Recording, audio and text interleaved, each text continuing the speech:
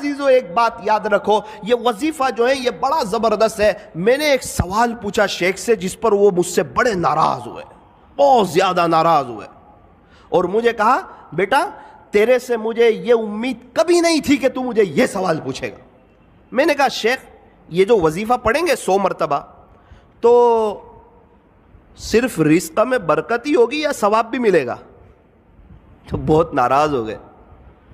ایک مثال سے سمجھایا مجھے کہ 400 روپے کلو کی چائے ہو اور اس پر 50 روپے کی ڈول کی آفر ہو تو تجھے صرف ڈول ملے گی یا چائے بھی ملے گی؟ میں نے بولا وہ تو چائے ملے گی، ڈول فری میں آ رہی۔ بیٹا اسی طرح جب تو یہ اللہ کا نام لے گا، اللہ کی پاکی بیان کرے گا، اللہ کی حمد بیان کرے گا، صبح صبح اللہ سے معافی مانگے گا، اس کا ثواب تو ملے گا۔ یہ تو صرف اسکیم ہے کہ اللہ اس میں رزق میں اضافہ فرمائے۔ اللہ اکبر کبیر۔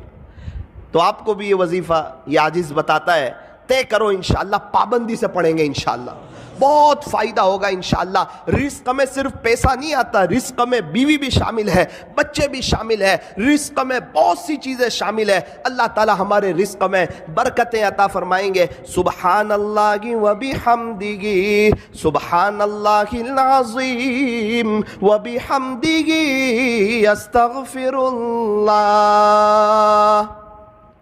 پھر شیخ نے کہا بیٹا لیکن اس کا ایک وقت ہے، اسی وقت پڑھ سکتے ہیں،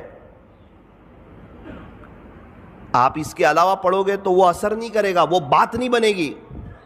میں نے بولا اچھا اس کا وقت کون سا ہے؟ مجھے کہنے لگے بیٹا فجر کی سنت اور فرض نماز کے درمیان اس کو 100 مرتبہ پڑھنا ہے۔ فجر کی سنت اور فرض نماز کے درمیان اس کو 100 مرتبہ پڑھنا ہے۔ میں نے کہا حضرت اگر اس وقت کوئی نہ پڑھ سکے تو مجھے تعجب سے دیکھنے لگے کہ اس کا اپنا ہی مسئلہ لگ رہا ہے۔